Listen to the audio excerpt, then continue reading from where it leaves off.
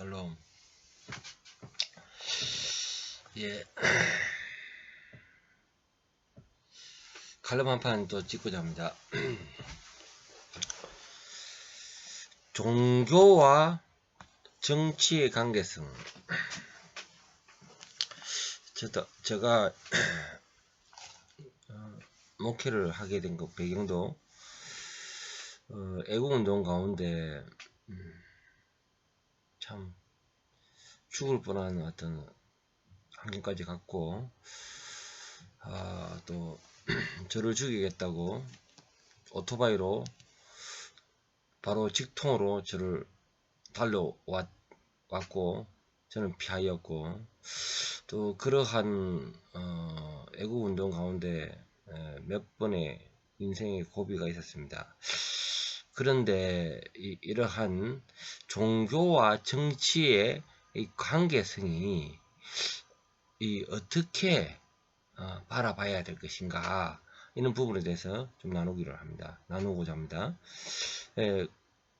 전제 조건이 예를 들어서 공산주의는 유물론입니다. 다른 종교는 일체에 허용되지 않습니다. 자유민주주의는 그래도 종교의 자유가 있습니다.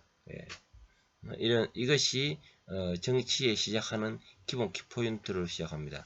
그리고 여러분들이 얼마 전에 투표를 했지만 투표도 하나의 정치적인 행위입니다. 그래서 때로는 너무 좌측, 너무 우측, 이런 것도 또 문제가 있거든요. 적당한 대치 가운데 서로 중용이 되고, 또 해결의 정반합, 이리 가고자 저리 가고자 할 때 서로 이렇게 협조를 봐서 적당하게 갈 수 있고, 이래서 너무 우파만 있을 수도 없고, 또 좌파만 있을 수도 없는 거예요. 그런데 너무 좌측으로 간다는 것은 이 포퓰리즘이라든가 또 나라의 정체성을 또 바꾸자 하는 것도 문제가 되는 거죠. 과연 이런 부분에 대해서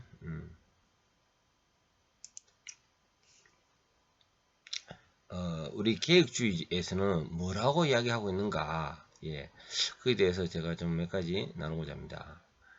계획주의에서는요, 그 시대와 문화적 역사의 맥락에 따라서 다양한 관점을 취하고 있습니다. 일반적으로 계획주의는 종교 정치를 각각의 영역으로 구분하면서 두 영역의 간의 상호작용을 인정합니다. 국가와 교회와의 분리. 계획주의는 종교와 정치의 분리를 강조하면서 국가와 교회와의 역할을 명확히 구분하고자 합니다. 예전에는 국가가 종교에 개입을 했던 그런 내용이 있었습니다. 그래서 교회와 국가의 분리를 선언했죠. 이는 교회가 세속적인 정치적 목표에 추구되지 않고 오히려 영적인 사역에 집중해야 한다고 주장합니다. 두 번째, 종교적 자유와 개인의 신념. 계획주의는 종교적 자유와 개인의 신념을 존중하고 지지합니다. 계획주의는 강요적인 종교적 통제나 강제적인 종교 개종을 거부하며 개인의 자유롭게 신앙을 실천을 하고 표현할 수 있어야 한다고 주장합니다. 정의와 공정성. 계획주의는 정의와 공정성을 추구하며 이를 종교와 정치의 모든 영역을 적용하고자 합니다. 계획주의는 세속적인 정치 목표보다는 하나님 나라의 가치와 이상을 추구하며 이를 통해 사회적 평등과 공정한 사회를 건설하고자 합니다. 정치 참여와 사회 변혁. 일부 계획주의자들은 정치적 참여와 사회 변혁을 촉구합니다. 그들은 기독교적 가치와 원리를 기반으로 사회 문제에 대한 해결을 모색하고 이를 실천하기 위해서 정치적으로 참여하며 사회운동을 주도합니다. 이러한 계획주의 관점에서 종교와의 좀 분리가 있다면, 여기까지에서 보면은 종교와 분리를 한다 이렇게 되어 있는데, 좀 더 깊이 들어가자면은 우리 100년 이내에 계획주의 정치가 목사이며 정치가가 있는 아브람 카이프가 있습니다. 아브람 카이프. 아브람 카이프는 네덜란드의 신학자이면서 정치인이고 목사입니다. 교육가로서의 19세기부터 20세기 초에 활동한 인물입니다. 그는 개혁 신학의 영향을 받으며 종교적 지식과 정치적 활동을 결합하여 종교적 자유와 사회적 변화를 촉구했습니다. 아브라함 카이프의 정치 계획주의 해석은 다음과 같습니다. 그러니까 계획주의자들도 이렇게 정치에 참여하면서 어떤 방향이 있었단 말입니다. 첫 번째 신앙과 사회적 통합. 네, 사회의 구조적인 문제를 신앙의 문제로 해결을 하려고 했죠. 아브람 카이프는 개인의 신앙이 사회적인 모든 영역에 영향을 미치고 기독교 신념이 사회의 구조와 정책에 영향을 미쳐야 한다고 믿었습니다. 그는 종교적 신념을 기반으로 사회적 변화와 사회 통합을 촉구했습니다. 이 주권적 통합, 카이프는 주권적 통합 개념을 제시했습니다. 그는 모든 영역, 특히 종교적인 것과 세속적인 것 사이에 주권적인 통합을 제안하여 이를 통해 신앙과 사회의 분리를 극복하고자 했습니다. 자, 신앙과 사회의 분리를 극복하고자. 지금 원래 원초적으로 그 계획주의자들은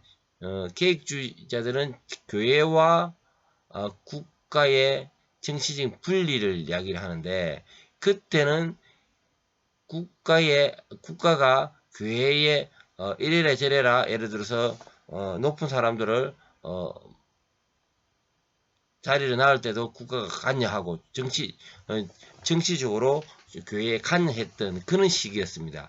근데 조금 지나고 나서 100년 이내에 우리 아브람 카이프 목사님이죠. 이분은 이런 신앙과 종교와 분리되어 있다 보니까 사회적인 종교적인 우리 기독교에서 기독교 정치적인 내용이 전혀 우리 정치에 반영이 되지 않음으로 인해 가지고 이래서 이렇게 주권적 통합을 신앙과 사회의 분리를 극복하고자 했습니다.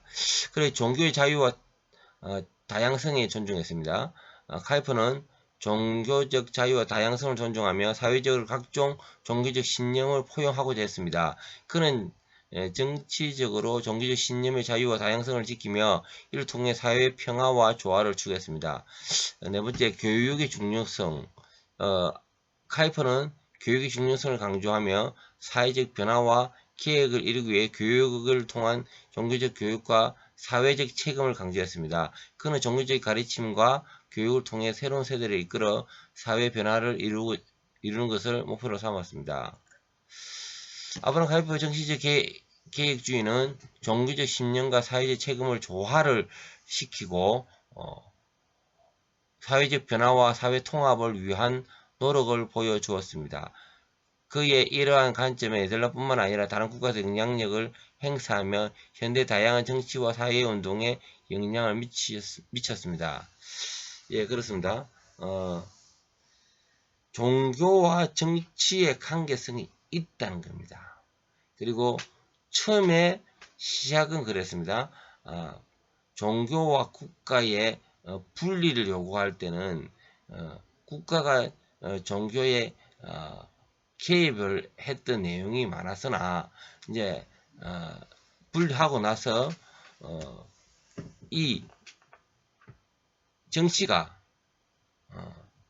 기독교의 관점에서 멀어지더란 겁니다.